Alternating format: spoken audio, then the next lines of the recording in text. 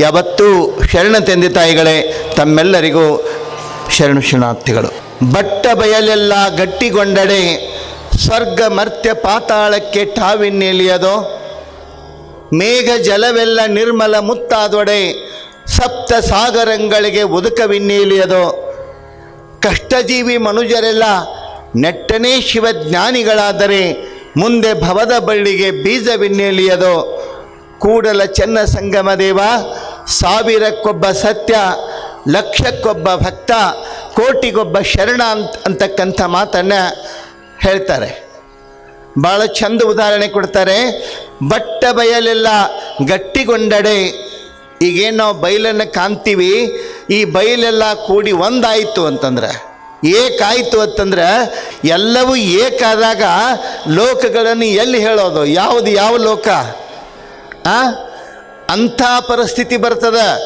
ಅದಕ್ಕೆ ಮುಂದುವರೆದು ಹೇಳ್ತಾರೆ, ಮೇಘ ಜಲವೆಲ್ಲ ನಿರ್ಮಲ ಮುತ್ತಾದಡೆ ಸಪ್ತ ಸಾಗರಂಗಳಿಗೆ ಉದಕವೆನ್ನೆಲಿಯದು. ಸ್ವಾತಿ ಮುತ್ತಿನ ಮಳೆ ಹನಿ ಏನದ, ಅದು ಕಪ್ಪೆ ಚಿಪ್ಪಿನ ಬಾಯಿಯೊಳಗೆ ಬಿದ್ದ ಮಳೆ ಹನಿ ಮಾತ್ರ ಮುತ್ತಾಗ್ತದಂತಕ್ಕಂಥದ್ದನ್ನು ಕೇಳ್ತೀವಿ ನಾವು, ಹೌದಿಲ್ರಿ? ಆಗಿರ್ತಕ್ಕಂಥ ಎಲ್ಲ ಮಳೆ ಹನಿನೂ ಮುತ್ತ ಆತಂದ್ರೆ ನೀರು ತರಕ್ಕೆ ಎಲ್ಲಿಗೆ ಹೋಗೋದ್ರಿ? ನೀರೆಲ್ಲಿ ತರೋದು? ಭಾಳ ಕಠಿಣ ರೀ. ಒಮ್ಮೊಮ್ಮೆ ಮುತ್ತು ಭಾಳ ಚಲೋ, ಭಾಳ ಕಿಮ್ಮತ್ತಿಂದು ಅಂತೀವಿ. ಎಲ್ಲ ಮುತ್ತಾದ್ರೆ ಏನು ಮಾಡೋದು? ಒಬ್ಬ ಹೆಣ್ಮಗಳು ದೇವರಿಗೆ ಬೇಡ್ಕೊಳಕತ್ತಿದ್ದಳಂತ, ತಪಸ್ಸು ಮಾಡಾಕತ್ತಿದ್ದಳಂತ. ಏನಿಲ್ಲ, ನಾ ಏನು ಮುಟ್ತೀನಿ ಅದೆಲ್ಲ ಬಂಗಾರ ಆಗ್ಬೇಕು. ಬಂಗಾರದ ಭಾಳ ಹುಚ್ಚಿತ್ತಕಿ ಏನ್ರಿ. ಒಬ್ಬ ಅಜ್ಜಿಗೆ ಬಂಗಾರದ ಭಾಳ ಹುಚ್ಚಿತ್ತು, ಬೇಡ್ಕೋತಿದ್ದಳು, ನಾ ಮುಟ್ಟಿದ್ದೆಲ್ಲ ಬಂಗಾರ ಆಗಬೇಕು ಅಂತ ಅಂದ್ಕೊಂಡ್ಳು. ಅವಾಗ ದೇವರಂದ, ಆಕೆನಾಗೆ ಕೇಳಾಕತ್ತೇಳ, ನಾ ಯಾಕೆ ಬೇಡ ಅನ್ಬೇಕಂತ ಹೇಳಿ, ಆಗ್ಲಿ ತಗೋವ ಅಂದವ.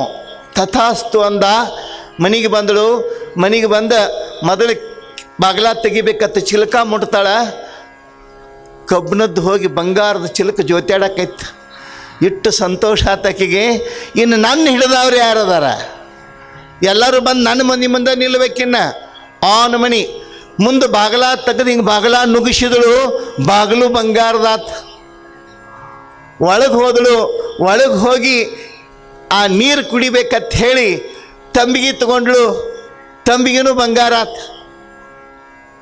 ಕೊಡದಾಗಿಂದ ನೀರು ಕುಡಿಬೇಕಂತ ಹೇಳಿ ಕೊಡ ಹಿಡಿದಳು, ಅದು ಬಂಗಾರ ಆತ. ನೀರು ಬಗ್ಗಿಸಿ ತಂಬಿಗೆಗೆ ತಗೊಂಡ್ಳು, ನೀರು ಬಂಗಾರ ಆತ. ಕುಡಿಯೋಕ್ಕೇನು? ಹೋಗಲಿ, ನೀರು ಸಿಗಲಿಲ್ಲ, ಒಂದು ತುತ್ತು ರೊಟ್ಟಿಯನ್ನಾದರೂ ಉಂಡ್ರ ಆತತ್ ಹೇಳಿ ರೊಟ್ಟಿ ಮಾಡಿಟ್ಟಿದ್ದಳು. ಬುಟ್ಟ್ಯಾಗ ಕೈ ಹಾಕಿ ರೊಟ್ಟಿ ತೊಗೊಂಡು ಕೈ ಮೇಲೆ ಇಟ್ಕೊಂಡು ಇನ್ನು ಪಲ್ಯ ಹಚ್ಕೋಬೇಕಂತಾಳ. ರೊಟ್ಟಿನೂ ಬಂಗಾರ ಆತು, ಪಲ್ಯನೂ ಬಂಗಾರ ಆತು.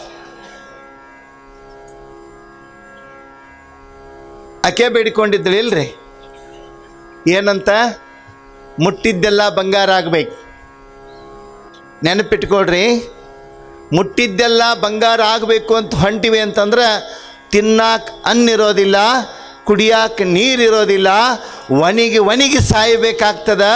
ಮುಟ್ಟಿದ್ದೆಲ್ಲ ಬಂಗಾರ ಆಗೋದಲ್ಲ. ಯಾವುದು ಬಂಗಾರ ಆಗಬೇಕು ಅಂತಂದ್ರೆ ಕೈ ಮುಟ್ಟಿದ ಮೇಲೆ ಬಂಗಾರ ಆಗುವುದಲ್ಲ, ನಮ್ಮ ಮನಸ್ಸು ಬಂಗಾರ ಆಗಬೇಕು, ನಮ್ಮ ಭಾವನೆಗಳ ಬಂಗಾರ ಆಗಬೇಕು. ನಮ್ಮ ಜೀವನ ಚಂದ ಇರ್ತದ ಅಲ್ಲ? ನಮ್ಮ ಬದುಕು ಚೆಂದ ಆಗಬೇಕು ಅಂತಂತಂದ್ರೆ ಈ ಹೊರಗಿನ ಬಂಗಾರದಿಂದ ನಮ್ಮ ಬದುಕು ಬಂಗಾರ ಆಗೋದಿಲ್ಲ. ಮುಟ್ಟಿದ್ದೆಲ್ಲವೂ ಬಂಗಾರ ಆಗಿ ಹೋಯಿತು ಅಂತಂದರೆ ಮುಂದೆ ಗತಿ ಏನು? ತಿನ್ನೋದೇನನ್ನು? ಅದಕ್ಕೆ ಹೇಳ್ತಾರೆ, ಮೇಘ ಜಲವೆಲ್ಲ ನಿರ್ಮಲ ಮುತ್ತಾದಡೆ ಸಪ್ತ ಸಾಗರಂಗಳಿಗೆ ಉದಕವಿನ್ನೆಲಿಯದು. ಆಗಿರುವ ಮಳೆ ಹನಿ ಅಲ್ಲ, ಅದು ಮುತ್ತೆ ಆಗಿಬಿಟ್ರೆ ಕುಡಿಯೋದೇನು? ಮತ್ತು ಎಷ್ಟು ಸಮುದ್ರಗಳದಾವ್ರಿ? 7 ಸಮುದ್ರಗಳನ್ನ ಹೇಳ್ತಾರೆ. ಸಪ್ತ ಸಾಗರಂಗಳಿಗೆ ಉದಕವಿನ್ನೆಲಿಯದು.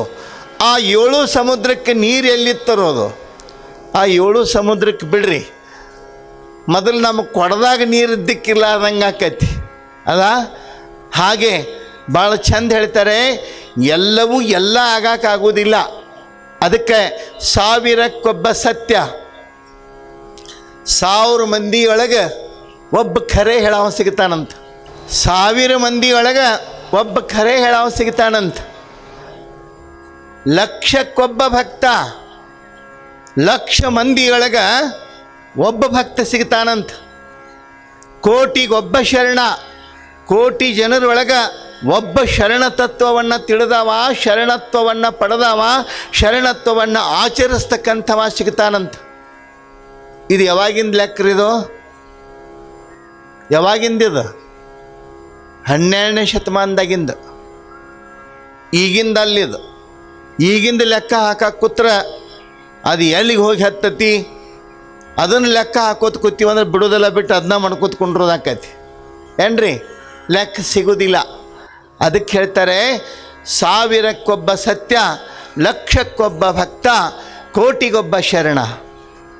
ನೆನಪಿಟ್ಕೋಬೇಕು, ಅವತ್ತಿನ ದಿನಮಾನದೊಳಗೆ ಕೋಟಿಗೊಬ್ಬ ಶರಣನನ್ನು ಹೇಳ್ತಿದ್ದೀವಿ. 21ನೇ ಶತಮಾನದೊಳಗೆ ಹೇಳೋದಕ್ಕೆ ನಮಗೆ ಉಳಿದತ್ತೇನು?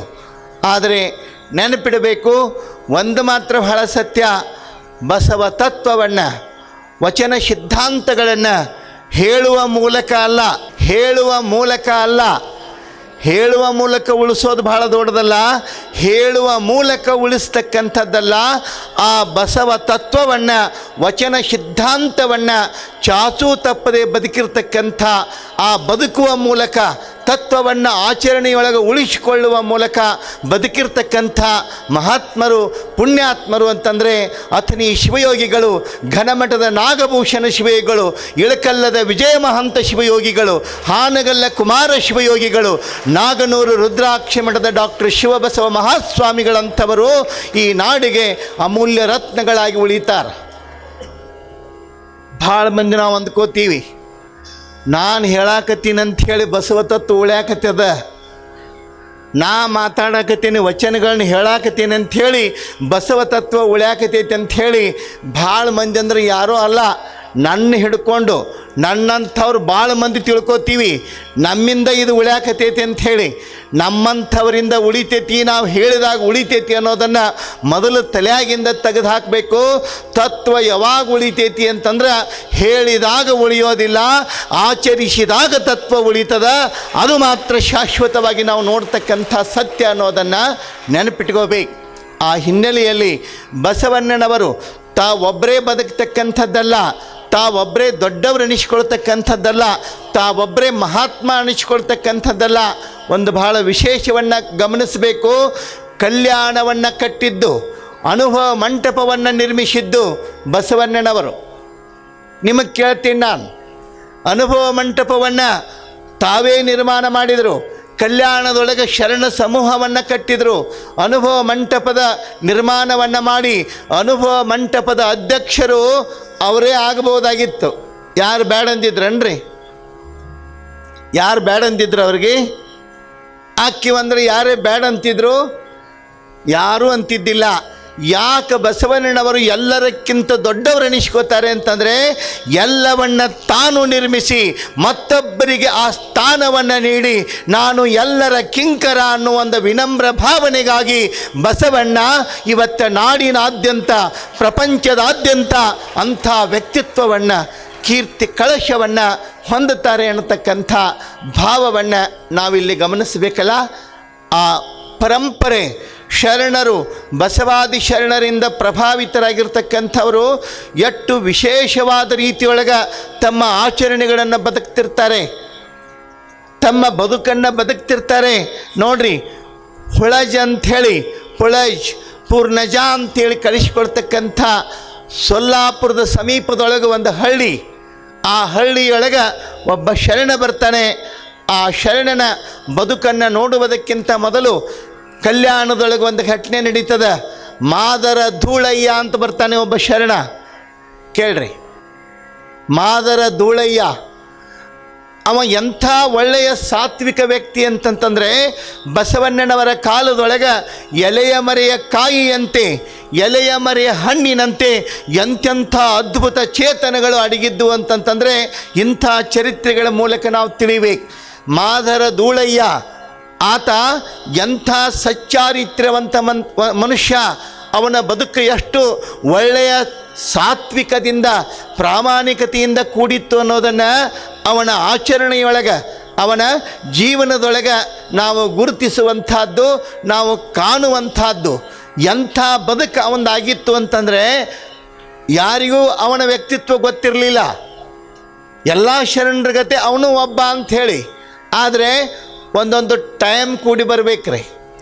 ಒಬ್ಬರ ವ್ಯಕ್ತಿತ್ವ ಹೊರಗೆ ಬರಬೇಕಾದ್ರೆ, ಅವರ ನಿಜವಾದ ಶಕ್ತಿ ಜಗತ್ತಿಗೆ ತಿಳಿಬೇಕಾದ್ರೆ ಸಂದರ್ಭ ಬರಬೇಕು. ಅಂಥ ಒಂದು ಸಂದರ್ಭ ಬರ್ತದ.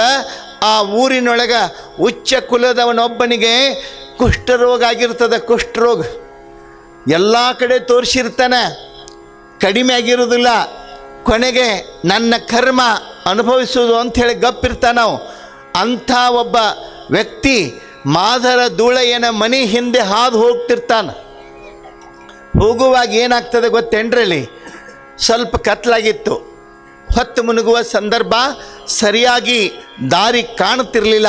ಈತ ನಡೆದು ಹೋಗುವಾಗ ಏನಾಗ್ತದೆ ಅಲ್ಲಿ ಅಂತಂದರೆ, ಅವನ ಕಾಲು ತಪ್ಪಿ ಆ ಬಚ್ಚಲದ ರೊಜ್ಜಿನೊಳಗೆ, ಯಾವ ಬಚ್ಚಲ? ಮಾದರ ಧೂಳಯ್ಯನ ಬಚ್ಚಲೇನಿತ್ತಲ, ಮನೆಯ ಬಚ್ಚಲ, ಆ ಮನೆಯ ಬಚ್ಚಲ ರೊಜ್ಜಿನೊಳಗೆ ಕಾಲು ಸಿಗಿಬಿತ್ತು. ಕಾಲು ಸಿಗಿಬಿದ್ದ ಕೂಡಲೇ ಅವ ಏನು ಮಾಡಿದ? ಕಾಲನ್ನು ಕಿತ್ಕೊಂಡ, ಬಡ ಅಲ್ಲಿಂದ ಹೋದ. ಮನೆಗೆ ಹೋಗಿ, ಕಾಲು ಹೊಲಸಾಗಿತ್ತಲ್ಲ, ಮನೆಗೆ ಹೋಗಿ ನೀರು ತಗೊಂಡು ಕಾಲ ಮೇಲೆ ನೀರು ತಂದು ಕೊಟ್ಟರು. ಕಾಲ ಮೇಲೆ ನೀರು ಹಾಕ್ಕೊಂಡ, ಕಾಲ ಮೇಲೆ ನೀರು ಹಾಕ್ಕೊಂಡು ಕಾಲು ತೊಳ್ಕೊಂಡ. ಹತ್ತಿರ್ತಕ್ಕಂಥ ಕೆಸರೆಲ್ಲ ಹೋಯಿತು. ಗಮನಿಸಬೇಕು, ಕೆಸರಷ್ಟೇ ಹೋಗಲಿಲ್ಲ, ಆ ಕೆಸರಿನ ಕೂಡ ಅವನ ಕಾಲಿಗೇನ ಕುಷ್ಠ ರೋಗ ಆಗಿತ್ತಲ್ಲ, ಆ ರೋಗವು ಸಹಿತ ತೊಳ್ಕೊಂಡು ಹೋಗಿಬಿಟ್ಟಿತ್ತು. ಎಷ್ಟು ತುಳಿದಿದ್ದ ಅಷ್ಟೇ. ಗೊತ್ತಾತನ್ರಿ? ಅವ ಎಷ್ಟು ತುಳಿದಿದ್ದ, ಎಷ್ಟು ಕೆಸರಿನೊಳಗೆ ಸಿಕ್ಕಿತ್ತು ಅಷ್ಟೇ ಆ ರೋಗ ಹೋಗಿಬಿಟ್ಟಿತ್ತು. ಅವಂತಾನೆ ಎಂಥ ವ್ಯಕ್ತಿತ್ವ ಶರಣರದು. ಶರಣರ ಮಹಿಮೆ ಸಣ್ಣದಲ್ಲ. ನಾನು ಅಲಕ್ಷ್ಯ ಮಾಡಿದ್ದೆ. ಇವರೆಂಥವರು, ಯಾರು ಸಿಕ್ಕವರೆಲ್ಲ ಶರಣರು ಅಂತ ಹೇಳ್ಕೊಂಡು ಇದ್ರೆ ಆಗೋದಿಲ್ಲ, ಇಂಥವರನ್ನೆಲ್ಲ ಶರಣ ಅಂಥೇಳಿ ಹೆಂಗೂ ಒಪ್ಕೊಳ್ಳೋದು ಅನ್ನತಕ್ಕಂಥ ಹಿನ್ನೆಲೆಯೊಳಗೆ ನಿಜವಾದ ಶರಣನಾಗಿರ್ತಕ್ಕಂಥ ಮಾದರ ಧೂಳಯ್ಯನನ್ನು ಅಲಕ್ಷ್ಯ ಮಾಡಿರುವಂಥ ಒಂದು ವರ್ಗ ಆ ಸಂದರ್ಭದೊಳಗೆ ನೋಡ್ತದ. ಯಾರಿಗೂ ಹೇಳಿಲ್ಲ. ಓಡಿಕೊಂತ ಎಲ್ಲಿಗೆ ಹೋದ? ಮಾದರ ಧೂಳಯ್ಯನ ಮನೆಯ ಬಚ್ಚಲದ ಹೊಂಡಕ್ಕೆ ಓಡಿ ಹೋಗ್ತಾನೆ. ಯಾರು? ಆ ಮನುಷ್ಯ ಏನು ಕುಷ್ಠರೋಗದಿಂದ ಬಳಲ್ತಿದ್ದಲ್ಲ, ಓಡಿಕೊಂತ ಹೋದ. ಬಚ್ಚಲ ರೊಜ್ಜನ್ನು ತಗೊಂಡು ತನ್ನ ಮೈಗೆಲ್ಲ ಒರೆಸ್ಕೋತಾನೆ, ಮುಖಕ್ಕೆಲ್ಲ ಒರೆಸ್ಕೋತಾನೆ, ತಲೆಗೆಲ್ಲ ಒರೆಸ್ಕೋತಾನೆ. ತಲೆಗೆಲ್ಲ ಒರೆಸ್ಕೊಂಡು ತಿರುಗಿ ಮನೆಗೆ ಬಂದು ಸ್ನಾನ ಮಾಡ್ತಾನೆ. ನೀವೆಲ್ಲ ನಂಬಬೇಕು, ಅವನಿಗೆ ಹತ್ತಿರ್ತಕ್ಕಂಥ ಮಹಾ ಕುಷ್ಠರೋಗ ಸ್ವಚ್ಛವಾಗಿ ತೊಳೆದು ಹೋಗ್ತದ. ಪರಿಶುದ್ಧ ಮನುಷ್ಯನಾಗಿ, ಪರಿಶುದ್ಧ ವ್ಯಕ್ತಿಯಾಗಿ ಉಳಿತಾನೆ. ಈ ಸುದ್ದಿ ಕ್ಷಣಾರ್ಧದೊಳಗೆ ಎಲ್ಲ ಕಡೆಗೂ ಹಬ್ಬುತ್ತದೆ. ಹಬ್ಬಿ ಏನೋ ಒಂದು ವಿಚಾರ ಕೇಳಿದಾಗ ಕೆಲವು ಮಂದಿ ಅಂದರು, ಅವನಿಗೇನೋ ಕುಷ್ಠರೋಗ ಆಗಿತ್ತತ್ತ, ಬಚ್ಚಲ್ದ ಕಾಲಿಟ್ಟತ್ತ, ಅವನಿಗೆ ಆರಾಮಾತತ್ತ. ಬರೇ ಇಂಥದ ಕೇಳು. ಬಿಜ್ಜಳನ್ನು ತನಕ ತಗೊಂಡು ಹೋಗ್ತಾರೆ ಇದನ್ನು. ಬಸವಣ್ಣ ಕಲ್ಯಾಣವನ್ನು ಒಳ್ಳೆಯದನ್ನು ಮಾಡಾಕತ್ತಿಲ್ಲ, ಕಲ್ಯಾಣಕ್ಕೆ ಕಲ್ಯಾಣವನ್ನು ಮಾಡಾಕತ್ತಿಲ್ಲ, ಈ ನಾಡಿಗೆ ಕೆಟ್ಟದ್ದನ್ನು ತರಾಕತ್ತೇನೆ. ಇಂಥದ್ದೆಲ್ಲ ಆಗೋದ್ರಿಂದ, ಇಂಥ ಅಪಪ್ರಚಾರಗಳಿಂದ ಧರ್ಮವನ್ನು ಕಟ್ಟಬೇಕು ಅಂತ ಹೊಂಟಾನ. ಇದು ಎಂದಿಗೂ ಸಾಧ್ಯ ಆಗೋದಿಲ್ಲ ಅಂಥೇಳಿ ಎಲ್ಲ ಕೆಲವರು ಅವನನ್ನು ಹೀಯಾಳಿಸ್ತಾರೆ, ನಿಕೃಷ್ಟವಾಗಿ ಕಾಣ್ತಾರೆ, ಅಸಹ್ಯವಾಗಿ ನೋಡ್ತಾರೆ. ಆವಾಗ ಬಸವಣ್ಣವರಂದರು, ಅವನಿಗೆ ಹೋಗಂತ ಯಾರು ಹೇಳಿದ್ರು? ಕಾಲು ಇಡಂತ ಯಾರು ಹೇಳಿದ್ರು? ಇಲ್ಲಿ ಸ್ವಚ್ಛ ಆಕತಿ ಬಾ ಅಂತ ಕರೆದಿದ್ರೆ ಯಾರು? ಏನ್ರಿ? ಯಾರೇ ಕರೆದಿದ್ರ? ಯಾರೂ ಕರೆದಿಲ್ಲ. ಆಕಸ್ಮಿಕವಾಗಿ ನಡೆದದ್ದು. ಶರಣರು ಎಂದಿಗೂ ಇಂಥದ್ದರ ವೈಭವೀಕರಣ ಮಾಡುವವರಲ್ಲ, ತಾನಾಗಿಯೇ ನಡೆದದ್ದು. ತನ್ನ ಉದ್ಧಾರವನ್ನು ತಾನು ಕಂಡುಕೊಂಡಾನ. ನೀವು ಯಾಕೆ ಸಂಕಟ ಪಟ್ಕೋತೀರಿ ಅಂತ ಕೇಳಿದರು. ನಿಮ್ಗೆ ಯಾಕೆ ತ್ರಾಸಾಗತ್ತದ? ಯಾವ ಉದ್ಧಾರ ಆಗ್ತಾನೆ? ನಿಮಗೇನು ನೋವು ಆಗಾಕತ್ತದ ಅಂತ ಕೇಳ್ತಾರೆ. ಅವಾಗ ಕೆಲವು ಮಂದಿ ಅಂದರು, ಇಂಥ ಡಾಂಬಿಕತನದಿಂದ ಇಂಥ ಮೋಸದ ಮಾತುಗಳಿಂದ ಸಮಾಜವನ್ನು ತಪ್ಪು ದಾರಿಗೆ ಒಯ್ತಾರೆ ಅಂತ ತಿಳ್ಕೊಂಡು ಹೇಳಿ ಗುಲ್ಲೆಬ್ಬಿಸ್ತಾರೆ. ಇಂಥದ್ದಕ್ಕೆ ಭಾಳ ಮಂದಿ ಬಬ್ಬುಕ್ ಅಂತಾರೆ ನೋಡ್ರಿ. ಇಂಥವನ್ನ ಹುಟ್ಟಿಸೋದಕ್ಕೆ ಭಾಳ ಮುಂದೆ ನಮ್ಮ ಜನ. ಆದರೆ ನೆನಪಿಟ್ಕೋಬೇಕು, ಸತ್ಯ ಯಾವತ್ತು ಸತ್ಯನೇ ಆಗಿರ್ತದೆ. ಒಂದು ಕೆಟ್ಟ ಹಣ್ಣು ಇಡೀ ಬುಟ್ಟಿಯ ಹಣ್ಣನ್ನೆಲ್ಲ ಕೆಡಿಸ್ತೈತದ, ಒಂದು ಬುಟ್ಟಿ ಹಣ್ಣೆಲ್ಲ ಕೆಡಿಸ್ತದ. ಹಂಗೆ ಒಬ್ಬ ಕೆಟ್ಟ ಮನುಷ್ಯ ಕೆಟ್ಟ ಮಾತುಗಳಿಂದ ಇಡೀ ಸಮಾಜದ ಸ್ವಾಸ್ಥ್ಯವನ್ನು ಕಳೀತಾನೆ. ಅದು ನಮ್ಮ ಗಮನದೊಳಗಿರ್ಬೇಕು. ಆ ಕಾರಣಕ್ಕೆ ನೆನಪಿಟ್ಕೋಬೇಕು, ಯಾವ ರೀತಿಯೊಳಗಿರ್ತದೆ ವ್ಯವಸ್ಥೆ ಅಂತಂದರೆ ಎಲ್ಲವೂ ನಾವು ಅಂದ್ಕೊಂಡಂಗನೇ ಇರೋದಿಲ್ಲ. ನಮ್ಮಿಂದ ಏನಾದರೂ ಒಳ್ಳೆಯದಾಗಬೇಕು, ಒಳ್ಳೆಯದಾಗಕ್ಕೆ ಪ್ರಯತ್ನ ಮಾಡಬೇಕು. ಅಂಥ ಪ್ರಯತ್ನ ಮಾಡಿದಾಗ ಏನಾದರೂ ಪರಿವರ್ತನೆ ಅನ್ನೋದು ಕಾಣ್ತದೆ. ಬರೀ ನಕಾರಾತ್ಮಕವಾಗಿ ಎಲ್ಲವನ್ನ ತಪ್ಪದ ದೃಷ್ಟಿಯೊಳಗೆ ನೋಡುವಂಥ ಕೆಲಸವನ್ನು ನಾವು ಎಂದಿಗೂ ಮಾಡಬಾರ್ದು ಅನ್ನತಕ್ಕಂಥದ್ದನ್ನು ಇಲ್ಲಿ ನಾವು ಮುಖ್ಯವಾಗಿ ಗಮನಿಸಬೇಕಾದಂಥದ್ದು. ಯಾವಾಗಲೂ ಕೆಲವು ಮಂದಿ ಎಲ್ಲೇ ಕರ್ಕೊಂಡು ಹೋಗ್ರಿ ನೆಗೆಟಿವ್ ಥಿಂಕಿಂಗ್ ಅಂತಾರೆ. ನೆಗೆಟಿವ್ ಒಟ್ಟು ನಕಾರಾತ್ಮಕವಾಗಿ ಮಾತಾಡೋದು, ನಕಾರಾತ್ಮಕವಾಗಿ ಚಿಂತನೆ ಮಾಡೋದು. ಇಂಥವರಿಂದ ಏನೂ ಮಾಡೋಕ್ಕಾಗೋದಿಲ್ಲ. ಯಾವಾಗಲೂ ಮನುಷ್ಯನಲ್ಲಿ ಪಾಸಿಟಿವ್ ಥಿಂಕಿಂಗ್ ಇರಬೇಕು, ಸಕಾರಾತ್ಮಕ ಚಿಂತನೆಗಳಿರಬೇಕು. ಸಕಾರಾತ್ಮಕ ಚಿಂತನೆಗಳಿಂದ ಒಳ್ಳೊಳ್ಳೆ ಕೆಲಸಗಳಾಗ್ತಾವ, ಒಳ್ಳೊಳ್ಳೆ ಕಾರ್ಯಗಳಾಗ್ತಾವೆ. ಒಬ್ಬ ಎಣ್ಣೆ ತರಕ್ಕೆ ಹೋಗಿದ್ದತ್ತೆ, ಗಾನ ಆಡಿಸ್ತಿದ್ರು. ಎಣ್ಣೆ ತರಕ್ಕೆ ಹೋಗಿದ್ದ, ಎಣ್ಣೆ ತೊಗೊಂಡು ಬರೋಣ ಅಂತ ಹೋಗಿದ್ದ. ಅಲ್ಲಿ ಏನಾಗಿತ್ತು ಅಂದ್ರೆ ಎತ್ತು ತಿರುಗುತ್ತಿತ್ತು. ಅವ ಗಾನ ಆಡಿಸೋ ಮಲ್ಕೊಂಡಿದ್ದ, ಎಣ್ಣರೆ ಬರ್ತಿತ್ತು. ಇವಂದ ಅವರೇ ಮಲಗ್ಯಾನ, ಎತ್ತರೆ ತಿರುಗುತ್ತೈತಿ. ಹೆಂಗಿದು ಏನಿದು ಅಂತ ನೋಡಿ ಆಶ್ಚರ್ಯ ಆಗಿ ಅವನಿಗೆ ಎಬ್ಬಿಸಿ ನನಗಷ್ಟು ಎಣ್ಣೆ ಬೇಕು ಕೊಡು ಅಂತಂದ. ಆಯ್ತು, ಅವ್ನು ರೊಕ್ಕ ತೊಗೊಂಡ. ಅವನಿಗೆ ಎಣ್ಣೆ ಹಾಕಿ ಕೊಟ್ಟು ಅಳತಿ ಮಾಡಿ, ಎಣ್ಣೆ ಹಾಕಿ ಕೊಟ್ಟ ನಂತರ ಬರಬೇಕಿಲ್ರಿ ಎಣ್ಣೆ ತೊಗೊಂಡು ತಣ್ಣಗೆ. ಅವನು ಕೇಳಿದ, ಅಲ್ಲ ನೀರೇ ಮಲ್ಕೊಂಡು ಎತ್ತು ಒಂದ ತಿರುಗಾಕತೈತಿ, ಮತ್ತು ಹೆಂಗೆ ಏನಿದು ನಿನಗೆ ನಿದ್ದೆ ಹತ್ತಿದಾಗ ಇಲ್ಲಿ ಗಾಣದ ಗತಿ ಏನು ಅಂತ ಕೇಳಿದ. ಅವಾಗ ಅವ ಭಾಳ ಶಣೆ ಇದ್ದ. ದಿವಸ ಉದ್ಯೋಗ ಮಾಡೋರು ಏನರ ಒಂದು ಹಾದಿ ಹುಡುಕಿರ್ತಾರೆ ಅವರು. ನಾವೊಂದು ಹಾದಿ ಹುಡುಕೇನಂದ ನಾವು, ಏನು ಎತ್ತಿನ ಕೊಳ್ಳಾಗ ಒಂದು ಗಂಟೆ ಕಟ್ಟೀನಿ, ಎತ್ತಿನ ಕೊಳ್ಳಾಗ ಗಂಟೆ ಕಟ್ಟೀನಿ. ಎತ್ತು ತಿರುಗುತ್ತಿತ್ತಂದ್ರೆ ಗಂಟೆ ಬಾರಿಸ್ತದ, ಸಪ್ಪಳಾಕತಿ. ಆ ಗಂಟೆ ಸಪ್ಪಳ ಕೇಳ್ಕೋತ ಇರ್ತೀನಿ. ಸಪ್ಪಳಾಕತಿ ಅಂದ್ರೆ ಎತ್ತು ತಿರುಗುತ್ತತಿ ಅಂಥೇಳಿ ಆರಾಮ್ ಕಣ್ಣು ಮುಚ್ಚಿ ಮಲಗಿರಂಗಿಲ್ಲ, ಮಲಗಿದಂಗೆ ಮಾಡಿರ್ತೀನಿ ಅಂತ ಹೇಳಿದವ. ಮುಗಿತಿಲ್ರಿ, ಇಷ್ಟಕ್ಕರೆ ಬರಬೇಕಾಗಿತ್ತು ಅವ ಮರ್ಯಾದೆಯಿಂದ. ಅವ ಮುಂದೆ ಕೇಳಿದ, ಸರಿ ಎತ್ತು ಅಡ್ಡಾಡ್ತಿದ್ರೆ ಸಪ್ಪಳಾಕತಿ, ಆ ಸಪ್ಪಳ ಕೇಳಿ ಅಕಸ್ಮಾತ್ ಎತ್ತು ನಿತ್ತಂದ್ರೆ ಗಂಟೆ ಸಪ್ಪಳ ನಿಲ್ತದ, ಎದ್ದು ಹೋಗಿ ಎತ್ತ ಮುಂದಕ್ಕೆ ಕಳಿಸ್ತಿ, ಇದೆಲ್ಲ ಸರಿ. ಆದರೆ ಎತ್ತು ನಿಂತಲ್ಲೇ ಗೋಡೆ ಹಾಕಿದ್ರೆ ಏನು ಮಾಡ್ತಿ? ಹೌದಿಲ್ರಿ? ನಿಂತಲ್ಲೇ ಹಿಂಗೆ ಚೆಂಡ ಅಳಿಗಾಡ್ಸಕ್ಕೈತಂದ್ರೆ ಎತ್ತು ಹೊಂಟೈತೆ ಹಿಂಗೆ ಮಲಗಾವಲ್ಲ ಇವ. ಅವಂದ, ನನ್ನ ಎತ್ತಿಗೆ ಬರಲಾರ್ದಂಥ ನೀಚ ಬುದ್ಧಿ, ನನ್ನ ಎತ್ತಿಗಿರಲಾರ್ದಂಥ ನೀಚ ಬುದ್ಧಿ ಇವನ ಹತ್ಯಕ್ಕೈತಿ. ಅವಂದ, ನೀ ಇನ್ನೊಂದಿಟ್ಟು ನಿಂತಂದ್ರೆ ನಿನ್ನ ನೆಳ್ಳು ಅದಕ್ಕೆ ಬಿತ್ತಂದ್ರೆ ನಿನ್ನ ಬುದ್ಧಿ ಅದಕ್ಕೆ ಬಂದಿಗಿಂದಿತ್ತು, ದೌಡ್ ಜಾಗ ಖಾಲಿ ಮಾಡೋದಂತಾವ.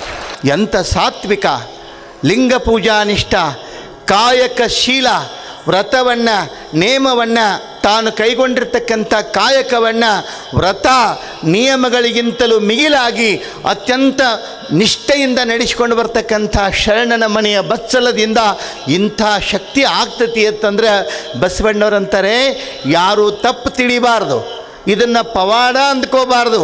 ಅದು ಬದಲಾವಣೆ ಆಗಿದ್ದರೆ, ಅಲ್ಲಿ ಅವನ ಗಾಯ ವಾಸಿಯಾಗಿದ್ದರೆ, ಅವನ ರೋಗ ನಾಶ ಆಗಿದ್ದರೆ ಕಾಯಕದ ಶಕ್ತಿಯಿಂದ ಅಲ್ಲಿ ರೋಗ ವಾಸಿಯಾಗಿದೆ ಹೊರತು ಇನ್ನುಳಿದಂಥದ್ದಲ್ಲ, ಪವಾಡ ಅಂತ ಯಾರೂ ಭಾವಿಸಬಾರ್ದು ಅಂತ ಹೇಳ್ತಾರೆ. ಭಾಳ ಜನ ನಾವು ಏನು ಮಾಡ್ತೀವಿ ಅಂದರೆ ಘಟನೆಗಳನ್ನು ಒಯ್ದು ಪವಾಡ ಮಾಡ್ತೀವಿ, ಪವಾಡಗಳನ್ನು ತಂದು ಘಟನೆಗಳನ್ನು ಮಾಡ್ತೀವಿ.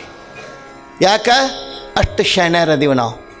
ಎಷ್ಟು ಶಾಣ್ಯರದೀವಿ ಅಂತಂದರೆ ಮಹಾತ್ಮರನ್ನು ಕುರಿತು, ಪುಣ್ಯಾತ್ಮರನ್ನು ಕುರಿತು ಹಗುರವಾಗಿ ಮಾತಾಡುವಷ್ಟು ಶಾಣ್ಯರದೀವಿ. ಅದೀವಿಲ್ರಿ? ಯಾರೋ ಒಬ್ಬ ನನಗೆ ಬಾಂಬೆ ಬಸವ ಜಯಂತಿ ಕಾರ್ಯಕ್ರಮಕ್ಕೆ ಹೋಗಿದ್ದು ನಾನು. ಕಾರ್ಯಕ್ರಮ ಮುಗಿದ ಮೇಲೆ ಹೊರಗೆ ಕಾರ್ ಬರೆದಿತ್ತು. ನಾನು ಅಲ್ಲಿ ನಿಂತಿದ್ದೆ ಕಾರ್ ಬರೋ ತನಕ ಅಂತ. ಕೆಲವು ಜನ ನನ್ನ ಜೊತೆಗೆ ನಿಂತಿದ್ದರು. ಅವಾಗ ಒಬ್ಬ ಹುಡುಗ ಬಂದು ನಮಸ್ಕಾರ ಮಾಡಿ ಕೇಳ್ದ, ಅಜ್ಜಾರ ಬಸವಣ್ಣವ್ರ ಬಗ್ಗೆ ಭಾಳ ಚಂದ ಹೇಳಿದ್ರಿ, ಭಾಳ ಸಂತೋಷ ಆಯ್ತು ನನಗೆ. ಒಂದು ಪ್ರಶ್ನೆ ನಿಮ್ಮನ್ನು ಕೇಳಬೇಕು, ತಪ್ಪು ತಿಳ್ಕೊಬೇಡ್ರಿ ಅಂತಂದವು. ಇಲ್ಲಪ್ಪ, ಏನಾದರೂ ಅಂಥದ್ದು ಪ್ರಶ್ನೆ ಇತ್ತಂದ್ರೆ ಕೇಳು, ನನಗೆ ತಿಳಿತಿತ್ತಂದ್ರೆ, ನನಗೆ ಗೊತ್ತಿತ್ತಂದ್ರೆ ಹೇಳ್ತೀನಿ, ಇರ್ಲಿಕ್ಕಂದ್ರೆ ನನಗೂ ಗೊತ್ತಿಲ್ಲ ಅಂತ ಹೇಳ್ತೀನಿ ಅಂತ ಹೇಳಿ ನಾನು. ಗೊತ್ತಿರಲಾರ್ದನ್ನು ಗೊತ್ತಿಲ್ಲ ಅಂತ ಹೇಳಕ್ಕೆ ನಾವು ಎಂದೂ ಸಂಕೋಚ ಮಾಡ್ಕೋಬಾರ್ದು. ಎಲ್ಲವನ್ನ ತಿಳ್ಕೊಂಡೆ ನಾವು ಕೂತಿರ್ತೀವತ್ತು ಎಂದೂ ಅಂದ್ಕೋಬಾರ್ದು. ಯಾರು ಕಲಿತ ಮ್ಯಾಗಿಂದ ಉದುರಿ ಬಿದ್ದಿರಂಗಿಲ್ಲ. ಎಲ್ಲರೂ ತಾಯಿ ಹೊಟ್ಟೆಯೊಳಗೆ ಹುಟ್ಟಿ ಕಲಿತಿರ್ತೀವಿ. ಒಂದೊಂದು ಸಲ ನಮಗೆ ತಿಳಿಲಾರ್ದಂಥ ವಿಚಾರಗಳು ಇರ್ತಾವೆ. ಹಂಗೇನ್ರಿ ಇದ್ರೆ ನೋಡೋಣಪ್ಪ ಅಂತ ಹೇಳಿದೆ. ಅವ್ನು ಕೇಳಿದ, ಏನಿಲ್ರಿ, ನಾನು ಓದಿರು ಹಂಗೆ ಬಸವಣ್ಣನವರು ಹೊಳಿ ಹಾರ್ಕೊಂಡು ಸತ್ರಂತಲ್ರಿ ಅಂತ ಕೇಳಿದವು. ದೊಡ್ಡ ದಿಗಿಲು ಬಿತ್ತು ನನಗೆ. ನಾ ಅಂದೆ, ಏನಪ್ಪ, ನಾ ಅವಾಗಿರಲಿಲ್ಲ, ನಾ ಇತ್ತೀಚೆಗೆ ಭಾಳ ಲೇಟಾಗಿ ಹುಟ್ಟೀನಿ ಅಂತ ಹೇಳಿ ನಾನು. ಮತ್ತೇನು ಹೇಳ್ಬೇಕ್ರಿ? ಬರೀ ಇಂಥವೇ. ಅಕ್ಕಮಾದೇವಿ ಮದುವೆ ಆಗಿತ್ತತ್ತ, ಇವ್ರು ಏನು ಹೋಗಿ ಅಕ್ಕಿ ಕಾಳು ಒಗೆದು ಬಂದವ್ರಿಗತೇನೆ ಮಾತಾಡೋ. ಒಂದೊಂದು ಸಲ ನನಗೆ ಭಾಳ ವಿಚಿತ್ರ ಅನ್ನಿಸ್ತದ. ನಮ್ಮ ಜನರ ಈ ಆಲೋಚನಾ ಶೈಲಿನೇ ಬದಲಾಗ್ತಾ ಇಲ್ಲಲ್ಲ. ನೀವು ಒಪ್ತಿರೋ ಬಿಡ್ತಿರೋ, ನಿಮಗೆ ಬೇಕೋ ಬೇಡೋ ಅದು ನನಗೆ ಮುಖ್ಯ ಅಲ್ಲ. ಯಾರೋ ಒಬ್ಬರು ತಮಗೆ ತಿಳಿದಂಗೆ ತಮಗೆ ಸರಿಯಾದ ರೀತಿಯೊಳಗೆ ಮನಸ್ಸಿಗೆ ಸಮಾಧಾನ ಆಗೋ ರೀತಿಯೊಳಗೆ ನಂಬಿರ್ತಾರೆ. ಇನ್ನೊಬ್ಬರ ನಂಬಿಕೆಗೆ ಏಟನ್ನು ಕೊಡುವಂಥ, ಇನ್ನೊಬ್ಬರ ನಂಬಿಕೆಗೆ ಆಘಾತವನ್ನು ನೀಡುವಂಥ ಕೆಲಸ ಮಾಡೋದನ್ನು ಯಾರೂ ಮಾಡಬಾರ್ದು. ನಮಗೇನು ಹಕ್ಕದ? ನಾನು ಕೇಳ್ತೀನಿ, ನಮಗೇನು ಹಕ್ಕದೆ? ಶರಣರ ವಿಚಾರವಾಗಿ ಆಲೋಚನೆ ಮಾಡಲಾರ್ದೇನೆ, ಶರಣರ ಬದುಕನ್ನು ಕುರಿತು ಚಿಂತನೆ ಮಾಡಲಾರ್ದೆ, ಒಂದು ಮಾತು ನೆನಪಿಟ್ಕೋಬೇಕು, ಶರಣರ ವಿಚಾರಗಳನ್ನು ಸರಿಯಾಗಿ ಅರ್ಥೈಸಲಾರ್ದೆ, ಮಹಾತ್ಮರನ್ನು ಸರಿಯಾಗಿ ಅರ್ಥ ಮಾಡಿಕೊಳ್ಳಾರ್ದೆ, ನಮ್ಮ ಮೂಗಿನ ನೇರಕ್ಕನೆ ನೋಡಿ ನಮಗೆ ತಿಳಿದದ್ದನ್ನೇ ಇನ್ನೊಬ್ಬರ ಬಗ್ಗೆ ಮಾತನಾಡುವಂಥ ಪ್ರಯತ್ನ ಮಾಡಬಾರ್ದು. ಇವತ್ತು ಅಂಥ ಪುಣ್ಯಾತ್ಮರು ಕಾಲ ಕಾಲಕ್ಕೆ ಹುಟ್ಟುಕೋತ ಬಂದಾರ, ಜಗತ್ತಿನ ಉದ್ಧಾರವನ್ನು ಮಾಡ್ಕೋತ ಬಂದಾರ ಅಂಥೇಳಿ ಇವತ್ತು ಹಗಲಾಗ್ತದ, ರಾತ್ರಿ ಆಗ್ತದ, ಮಳೆ ಆಗ್ತದ, ಬೆಳೆ ಬರ್ತದ, ನಾವೊಂದು ತುತ್ತು ಅನ್ನ ಉಣ್ತೀವಿ ಅನ್ನುವಂಥ ಎಚ್ಚರವನ್ನು ನಾವೆಲ್ಲ ನೆನಪಿಟ್ಕೋಬೇಕು. ಯಾರೇ ಇರಲಿ ಅವರು ಇವರು ಅಂತ ಹೇಳಂಗಿಲ್ಲ. ಯಾರು ಆಧ್ಯಾತ್ಮವನ್ನು, ಪ್ರಪಂಚವನ್ನು ವಿಶಾಲವಾದ ಮನಸ್ಸಿನಿಂದ, ವಿಶಾಲವಾದ ದೃಷ್ಟಿಯಿಂದ ನೋಡ್ತಾರೆ, ಅಂಥವರನ್ನು ಹಗುರವಾಗಿ ನಾವು ಪರಿಚಯಿಸುವಂಥ, ತಿಳಿಯುವಂಥ ಕೆಲಸವನ್ನು ಮಾಡಬಾರ್ದು.